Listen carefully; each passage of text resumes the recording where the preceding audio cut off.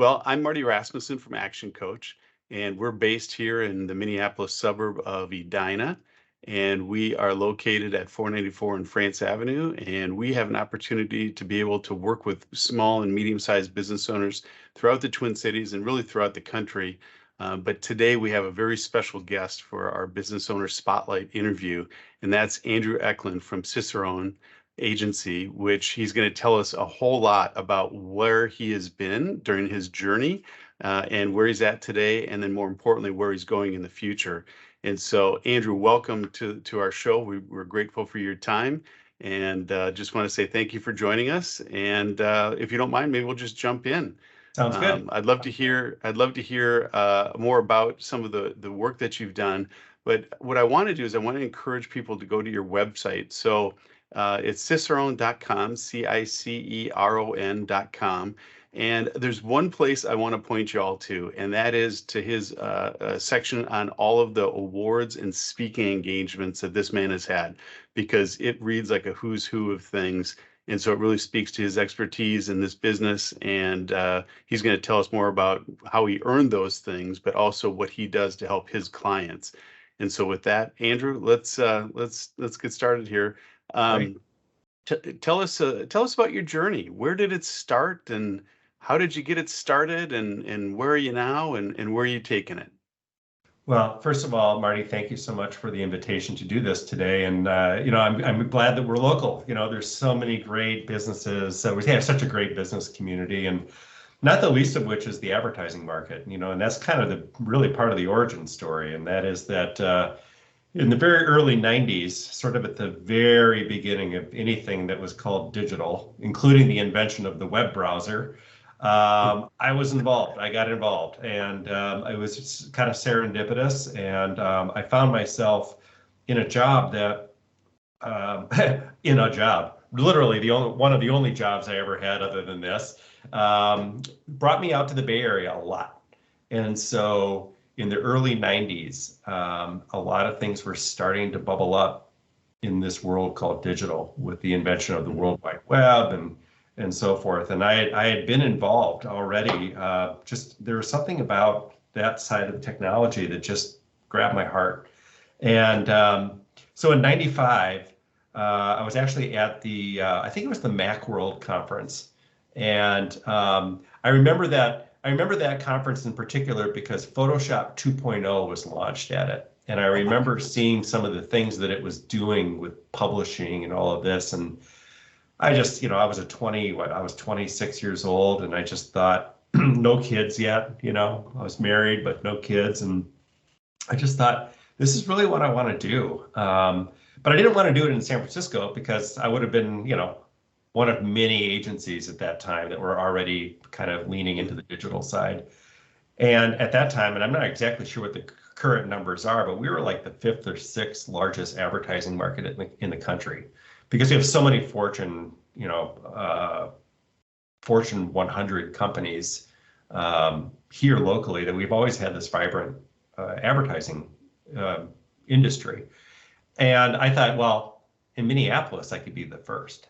And so that's what we did. And 27 years later, here I am. I'm still here. And some days I'm like, I think this internet thing is really going to take off this year, And so the journey really started in 1995. And we had to do a whole bunch of things back then just to convince people that this was real. And, I have to put everything in perspective for people, because this was before Google. So Google didn't exist. It was certainly before any broadband. There was no such thing as an iPhone. We didn't know what a Facebook was we were 10 years away from a Facebook. And, it was all on dial-up modems, and frankly, the bandwidth was so low that, people hated you for putting images on websites, right? So, because it would take too long to load. It was just so early on. And then, around 96, e-commerce was just, Amazon was founded in 94, 95, same year, roughly, as a bookstore, really, and online bookstore. And we were saying that people were going to transact online, and nobody believed us. They would never put their credit card online, right? It would be stolen and all of this. And so we started an e-commerce company separately that ran Wow. alongside Cicerone to sort of be a proof of concept that people actually would give us their money in exchange for goods and services. And so we ran a music business for about 10 years on the side called Indie Sonic. And it just sort of started a long cascading history of having to launch things in order to prove proof of concept that that people will actually do the things that seem sort of mystical and magical. And then pretty soon, as soon as people start doing that, it's no longer mystical and magical anymore. It seems like, well, how did we ever live without this? And that continues today. That sort of front wave of innovation, and then being able to sort of operationalize it and then bring it into the context of what an established business can do. Fascinating. So you mentioned innovation in there and operationalizing things, and those are dear to my heart as well. But well, you started basically at the beginning of the information age, right? And That's when right. people didn't even know what it was, and I'm sure there's a lot of people that are watching this that are going to say, "What? There never used to be a Google. There never used to be a Right. Facebook or an iPhone." So I Right. think those are great points to make about where you were versus where we are today, because they're so ubiquitous to what we do today and embedded in what we do. But it's innovators like you that have taken the time to press through that. But there's also been a lot of headwinds, I'm sure in your business, but also just kind of you look at our society and economics, and I mean, 9/11 was in there. We had Yeah. the Great Recession of 2008. We've had the pandemic. Tell us a little bit about what your journey was like coming through those really difficult circumstances, and how did you press through those? It's interesting. I've gone from 30 to 3 to 30 to 3 so many times in terms of number of employees. Mm, It's a little bit strange, right? And so I think people always say that, Cicerone seems to always be a survivor. And maybe I'm a cockroach, after nuclear winter or something like that. I think it's mostly because I'm terrified that I would have to get an actual job. So it's like, I'm not going anywhere. My business partner of mine for 26 years, he and I always said, well, if it's just the two of us in a room again, it'll be the two of us in a room again. So sometimes the economy has done that. Maybe not all the way down to 3, but there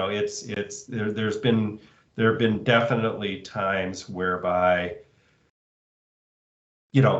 marketing is always one of the first things to go during a recession.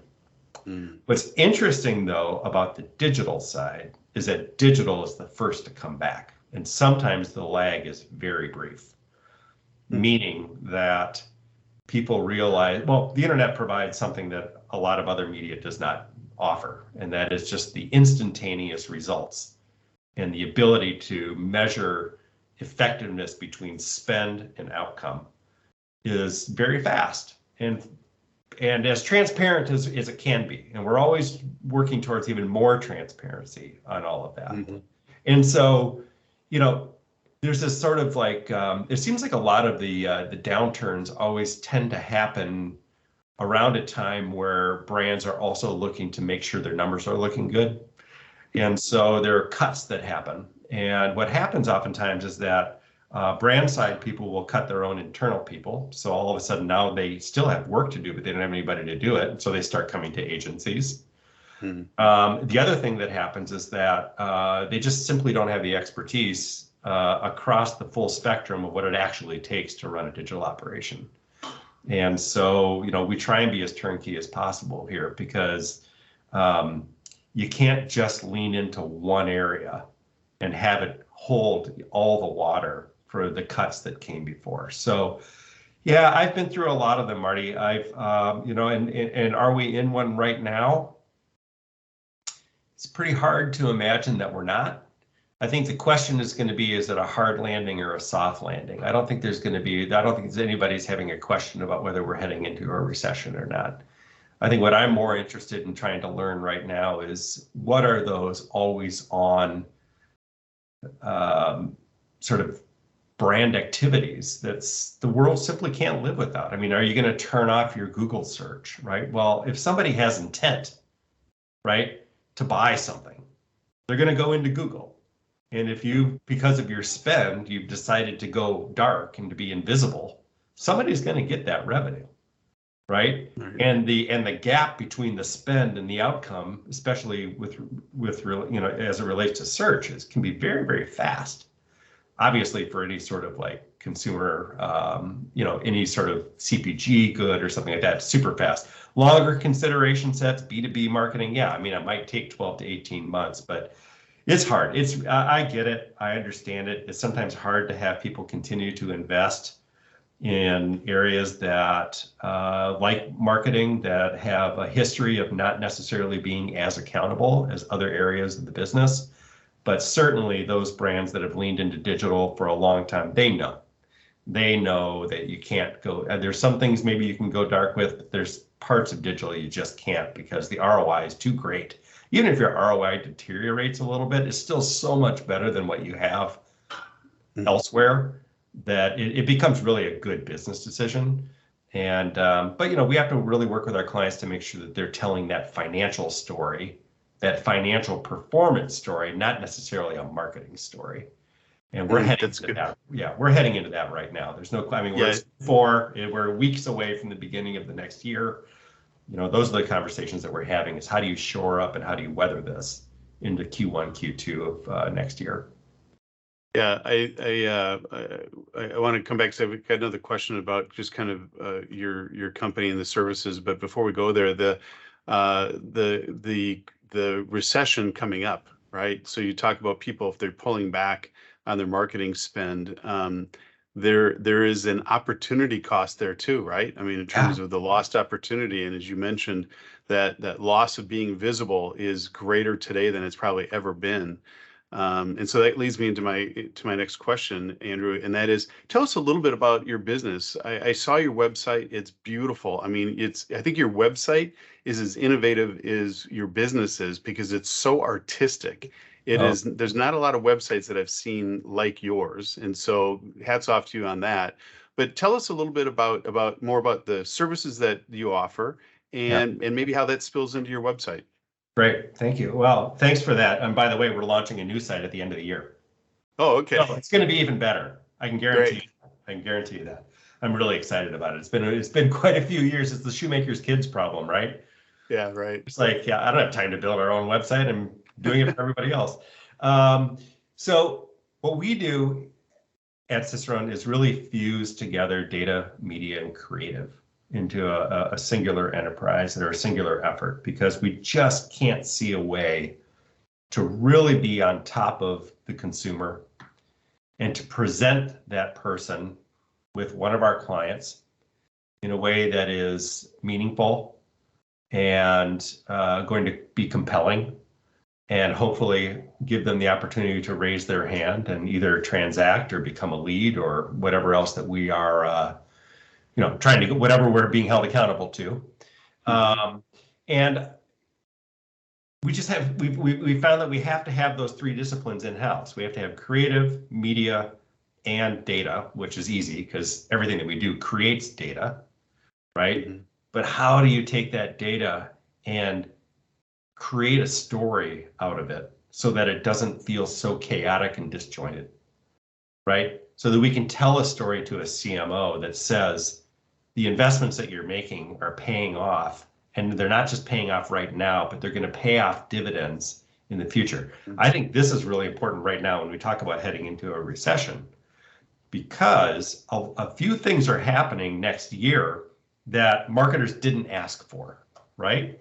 For example, Google is going to cease the use of cookies, which has been the sort of the identifier that all marketers and advertisers use to try and figure out how to deliver the right ad to the right person at the right time. And cookies has been a crutch since the very beginning of all of this. There were cookies when I started the agency, Yeah. and they were never meant to do this much work. And so Google is now going to be essentially doing away with cookies. So all of the targeting that we've done is going to migrate to new technology that is not done yet. Mm. And they're going to sunset it whether it's done or not. And they delayed it for 2 years, right? So this is something that's just going to simply happen to the marketplace. Secondarily is that, again, in Google's court, there are some things where we measure everything that we measure, is the 800-pound gorilla in our world is Google Analytics. And they're sunsetting all of that and going to a new platform. All the while that brands are trying to get stuff done. Yeah. Right? It's the worst timing. But they've already delayed it. They delayed it for the pandemic, and now they went and they delayed it another year. But these are also things that are going to happen. And I hate to be the bearer of bad news, but that's sort of like how you build up trust, right? I mean, like if I don't tell my clients about the real things that are happening to them, because I'm afraid that it's going to be bad news, and then nobody wants to talk about it, then I'm not being a very good cicerone, right? A trusted guide. That's what the name Cicerone means. Oh. I have to tell them everything. I got to tell them the stuff that's ugly. I got to tell them the stuff that's great. And more importantly, is I have to be able to look around around the next corner, into the dark corner, to find out what's lurking over there. Whether that's a change in consumer behavior, a change in privacy laws, a change in massive changes in technology, like going to 5G, all of these sorts of things have a huge impact on how a brand meets the marketplace. And so our job is to continually vet those technologies, continually monitor what consumers are actually doing, and then making the recommendations that are sound recommendations. So that oftentimes takes us out of the bright and shiny business, right? A year ago, we were all talking about what's going to happen, and I was included, what's going to happen with Web3, with tokenization, with Bitcoin and all the other things. A year ago, right now, we were really wondering if this was going to take off. And then we had a meltdown in the marketplace, which, by the way, we also talked about, that it was going to be just like .com, right? And so when FTX fails, that's just like when all the major .coms failed, right? Yeah. They were supposed to be too big to fail, and they failed as well. So I actually hate to say it, I welcome what's happening in that market, because it means that it's maturing. It means that we're getting rid of the crap and we can focus on the things that are actually going to be meaningful. And that's typical with any sort of technology advancement and major change in consumer behaviors.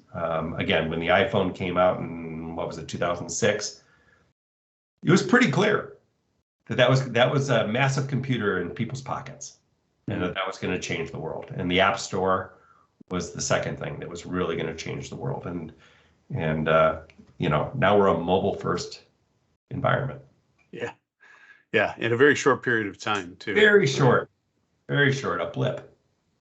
So you pointed out several things, right? So if you're kind of reflecting back over the past 12 months, for instance, and some of the things that we've experienced and likely to experience going into the next 12 months.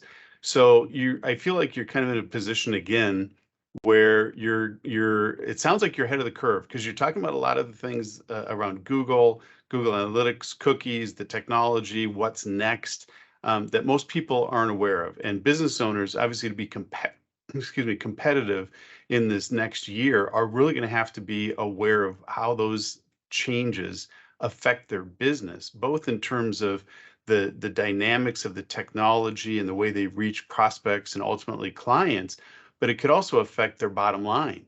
And so how do you see that kind of crossing over in terms of you helping your clients make sure that they're able to see a continued uptick in their bottom line, as opposed to, getting rid of some of the risk that they may face without having the knowledge that you just shared? Yeah.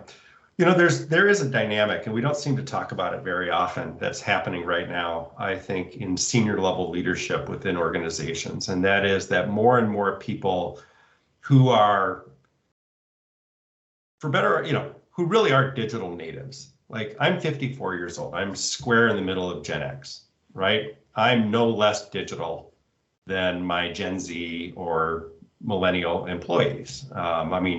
We kind of joke about it, as Gen X. It's like, you like the internet? You're welcome, right? It's like in '95, we were Gen X, but we were known as slackers back then. So, what's interesting about it is just that there is, I think, like this Gen X sort of like, just by career advancement, just simply by time, there are a lot more Gen Xers who are sort of in the C-suite now, right? In the CMO chair and so forth. And and they understand technology, and they understand, their career paths were paved by this technology, all this technology, and how it interacts with humankind. And so it wasn't that long ago where that generation wasn't in that position, and anything you talked about it when it came to digital was a very foreign language. And so I think what you're seeing now is we're heading into perhaps some uncharted waters, some real choppy waters, is that senior level leadership really do understand the value of all of this that we're doing and are not going to make sort of wholesale cuts to things they know work. And so if there's a bounce, I think it's going to be a soft bounce for those agencies and brands who are sort of digital first, or at least heavily lean into digital first. I think that we will probably see some budget cuts and so forth, and maybe some delay in certain innovative things that were on the roadmap. This is not a real great time for innovation. This is not a super great time for your average brand to try and figure out what its metaverse play is. It just isn't. I mean, let's just be honest. We're trying to make numbers in a recession. And, maybe if you're Budweiser or Nike or whatever, you have to do it because that's what you're known for and you have the resources to do that. But, if you're outside the top 5,000, like the Inc. 5000s or something like that, you need to make really strategic investments about where your people are, how you meet them there, and how you create value, so that they will create value in return for you. And is it going to come from some Web3 application? Probably not right now. It doesn't mean you shouldn't be thinking about it. It doesn't mean that, but the urgency is not there to do that. I mean, it's just, at the end of the day, 90% of people have a phone in their pocket and are Googling, or consuming sports content. And the area that we're really interested in is what's happening in the television environment, because that is moving very rapidly away from what we consider linear television, old-fashioned broadcast, and now is moving into all these digital connected environments. And that completely changes the buying behavior from how you used to buy television, which was buying programming, buying shows, to buying people, whether you're watching the show or not. So Marty, both of us might be watching Monday Night Football tonight, right? But whatever your passion is in your life, whatever your hobby is, you can get an ad for that. And whatever my passion is, which happens to be, let's just say, tennis, I'm going to get a tennis ad, even though we're both watching Monday Night Football. So somebody didn't buy Monday Night Football. They bought Marty, or if they're Head Tennis or Babolat or whatever, they're buying me. And they're not going to deliver the tennis racket ad to you because you don't play tennis. Right. So it's that level of surgical sort of approach towards all of this that to me is super exciting. It's fully rooted in ROI, and it's fully rooted in making sure that you're maximizing relevance to the right people. And that's about scarcity and investing limited dollars into scarce numbers, which is, unless you're P&G, you have a target market. You're not everybody, right? So, but it also opens up a whole portfolio of content to smaller brands where they couldn't buy television because it would have been too expensive. Now you can buy audiences, and that's amazing. So, Like yeah, sorry for the interruption. It gets back to one of your earlier points, though. You talked about Cicerone being data, media, and creative, and you said data as an investment, and that data is really what's driving everything that you just described, right? That's right. Yeah, that's right. It's and all data are indicators of consumer behavior, right? So let's quit calling it data. Like let's say when I'm talking to clients, I'm like, what are the people doing? What are your people doing? How are they living their lives? How are they considering your product versus somebody else? Is it price only and they're just Amazon shopping? Or are they truly considering it? And what happens when other people, other consumers intercept brand messaging to provide their own context? A review, a blog post, a YouTube channel, a tweet, a Facebook update, an Instagram post, all these sorts of things that essentially become brand messaging, but are much more trusted. If I think that you're a great gardener and I see that you're telling me, hey, I tried this new product in my garden this last fall to get it ready for winter, and it was amazing. And I know you're a great gardener because you're a friend of mine. I'm going to pay extra attention to what you have to say. And I'm probably going to pay more attention to what you're saying than what the brand messaging would say. I expect the brand messaging to say it's the best garden thing for fall that you've ever seen in your life. It'll change gardening forever. Do I have to believe that? Right? And the answer is I don't have to believe that, but I can layer that in with context around people that I really truly trust. How do brands play in that? You got to measure it. It's in the data. It's in the conversation. It's really understanding the role that a brand plays within that conversation, because you can't control it. You can't control it from brand impression to sale, because there's a bunch of things that are going to get in the way of that. Yeah, that's good. So tell the audience, Andrew, what's one key aspect of what you do to walk alongside your clients day to day? Yeah. We have a series of 7 values, and the number one value is to have empathy.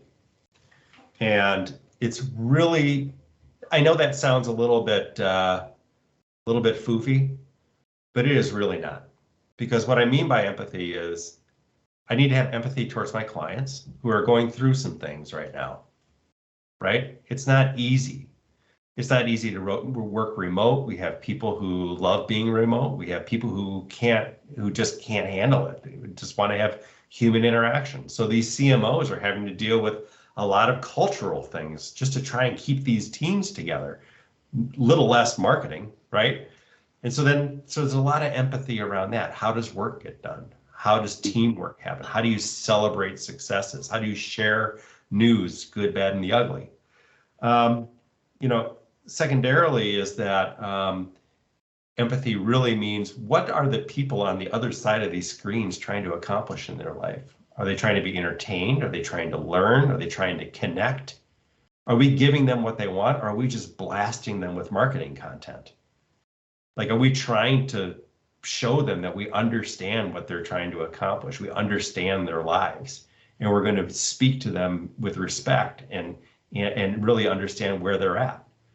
And it's so clear every time you see that when brands turn the mirror around and to become a reflection of the needs of what real people have, it yields so much better than if we're just constantly trying to bombard people with volume of marketing messaging.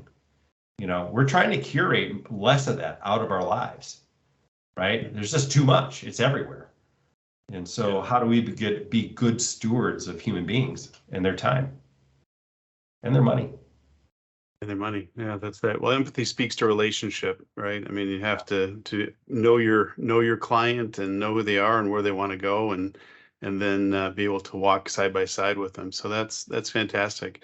Well, as we wrap up, tell me, is there one last thing you'd like our audience to know about you or about your business and how you can help them? I would just say, for sure, don't be afraid of technology. It seems there's a lot of, as we call FUD in the world, right? There's a lot of fear, uncertainty, and doubt. And there's a lot of people that have an agenda to make you afraid of lots of things that are happening in the world. What fear does is it kills curiosity, because curiosity is intrinsically unsafe, right? It means getting out of your comfort zone. And I can guarantee you that leaders who get out of their comfort zone and are immensely curious about the intersection of culture and technology and human beings and all of that will find resonance with their brand. And they'll really understand, maybe for the first time, the role that these brands play in people's lives. And but it takes patience to do it, right? And it takes sometimes it sometimes means that you sort of have to give up some things that you love. There's certain things that I've fallen in love with over the years that just become uncool, right? And so I have to just acknowledge that some of the things that I loved, back in the day from a creative standpoint, just isn't relevant anymore. And that's not my job. My job is not to hang on to the past. My job is to catapult forward, because that's what culture is doing, because technology has sped up our culture. And the fact of the matter is we're not turning it off. I mean, you should, right? When you go down to Arizona or Cabo or wherever we're lucky to go to out of this hellscape in the winter, turn off then, but don't make it permanent if you want to continue to have a career in this business. Yeah, that's good. Yeah. Awesome. Well, Andrew, thank you so much for taking the time to talk to us and share so much about your journey and the challenges that you've been through as a business owner and how you've innovated through them.